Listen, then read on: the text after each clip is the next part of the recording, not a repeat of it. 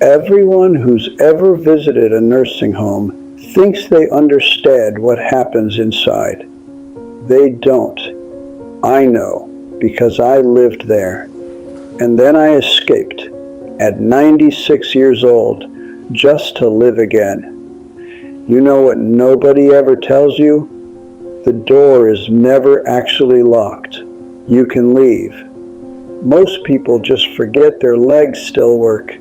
I didn't forget. And I'm going to tell you exactly what I saw in that place before I got out.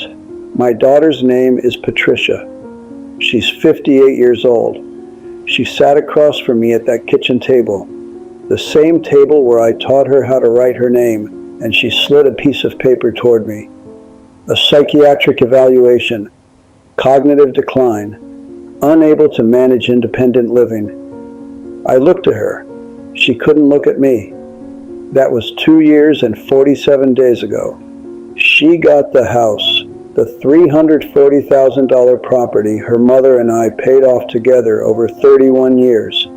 She got it because of that report. And I was placed in room 11 at a nursing home, 45 minutes from everyone I'd ever known. Single bed, a window that faced nothing, a television bolted to the ceiling, like I was already in a hospital, like I was already gone. Before I go on, I want you to understand something.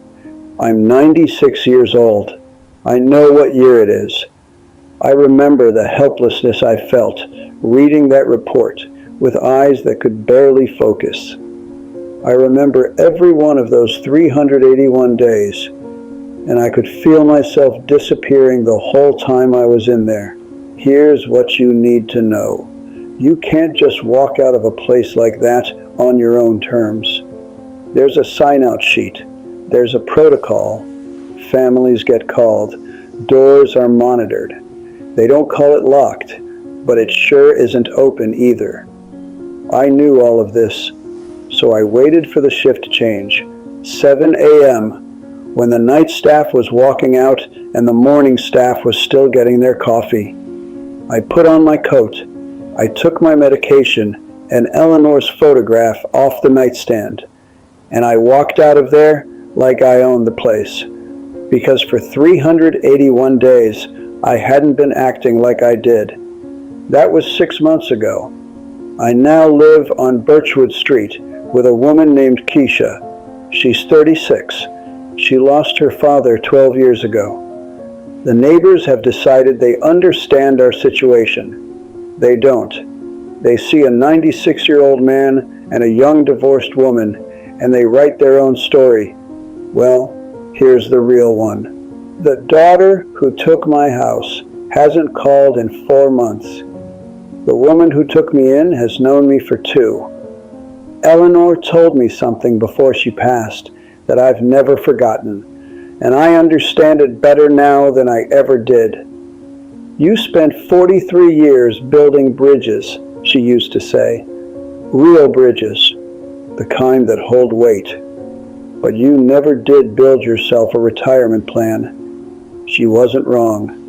We were married 51 years. She went quietly, in her sleep, the way people hope to go. I called Patricia first. She called the doctors first, then lawyers, then people I'd never met in my life. I didn't know any of this at the time. I found out later, the way you find out most painful things. Far too late to do anything about it. Room 11. I want you to picture it. Not the version in the brochure with photos that look like a hotel. The real version. A single bed with a plastic mattress cover that crinkled every time you moved. A nightstand with one drawer that wouldn't close all the way. A shared bathroom down the hall. Every morning at 7 a.m., a woman named Brenda knocked on the door. "Good morning, Dad. Time for breakfast." Brenda was kind. I want to be clear about that. Everyone there was kind. And that was almost the worst part. Because kindness without recognition is just management. I watched the men around me stop talking, not because they had nothing to say, but because nobody was listening anymore. And one thing surprised me more than I expected. There was a man, Raymond, who used to be a high school football coach, 40 years, state championships.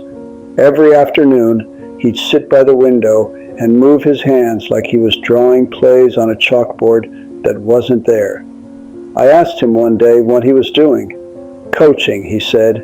Who? He looked at me. Doesn't matter. I still know how. That was the moment I understood what that place actually was. It wasn't a care facility. It was a storage unit for people whose families had run out of room. I started keeping a notebook.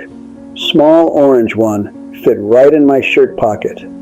Every day I wrote the date, the weather, and one thing I noticed. I'm not a sentimental man. That wasn't the point. I needed proof. Proof that I was still here, still thinking, still present in this world. On day 47, Patricia called. Asked if I needed anything. I told her I needed to go home. The house has been transitioned, she said. I asked what that meant. She said she'd explain later. She never did. On day 48, a man in the common room helped me look up my old address on his tablet. My eyes weren't great.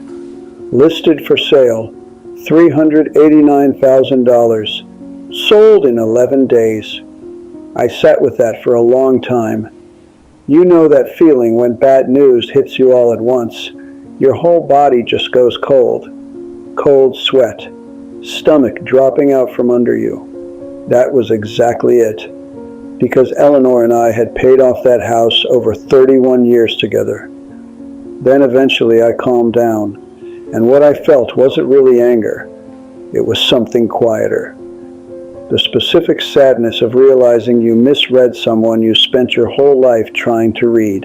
On day 203, Patricia came to visit. She brought carnations.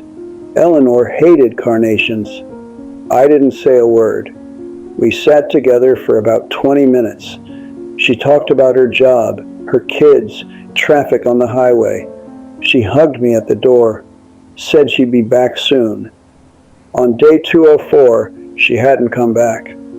On day 206, I started watching the shift changes, the way an engineer watches a structure for stress points. 7 a.m. was the gap. 4 minutes, sometimes 5, between the night staff clocking out and the morning staff getting organized. The sign-out sheet sat unattended on the front desk.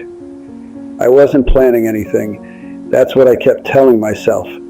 On day 381, I stopped telling myself that.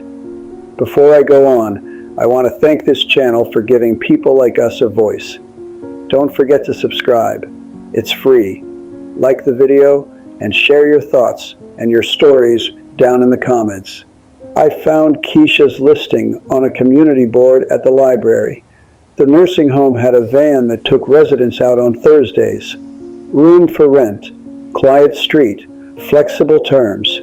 I called from the library's front phone. She answered on the second ring.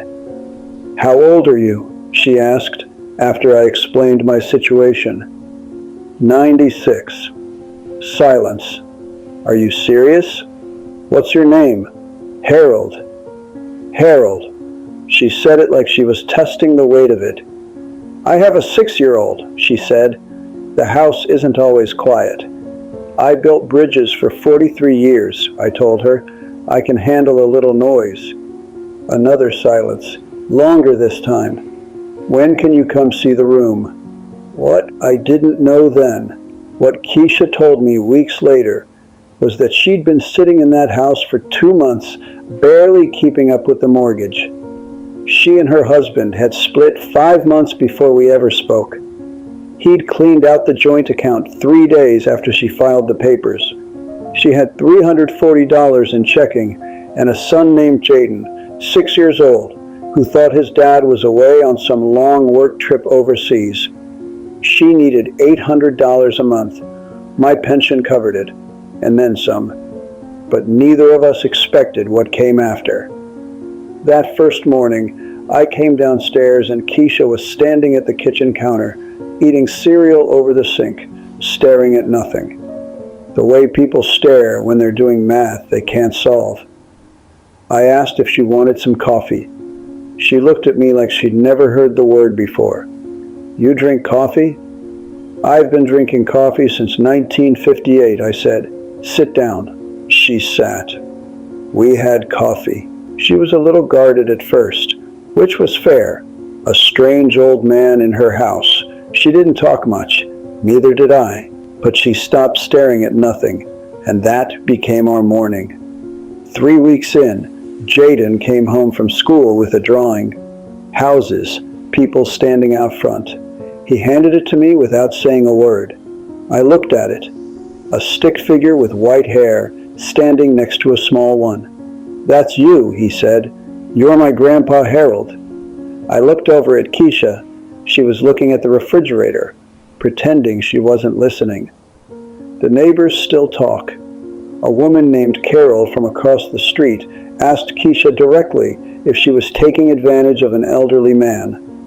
Keisha told her that I manage my own finances, that I take care of myself just fine, that I drove her to the grocery store twice last week, and that I fixed the leaking kitchen faucet the Sunday before. Patricia called last month, my daughter, first time in 4 months, asked how I was doing. I told her well. She asked where I was living. "Birchwood Street," I said. "With who?" "With my daughter," I said. She got upset, started saying something. I told her I had to go. Jaden was waiting on help with his homework. A long pause. "We'll talk soon, Patricia." I hung up. I'm 96 years old. I wake up every morning in a room I chose. I eat what I want to eat. I have coffee with a woman who sees me as the father she lost when she was 12. I have a 6-year-old who draws me into his pictures and calls me Grandpa. Eleanor's photograph is on my nightstand, same as always, just a different nightstand. The cruelest thing about getting old isn't the body slowing down. It's finding out which people in your life were truly loving you and which ones were just waiting for you to become an asset. I survived 381 days waiting to disappear. But I'm not waiting to disappear anymore. I'm enjoying every single one of them.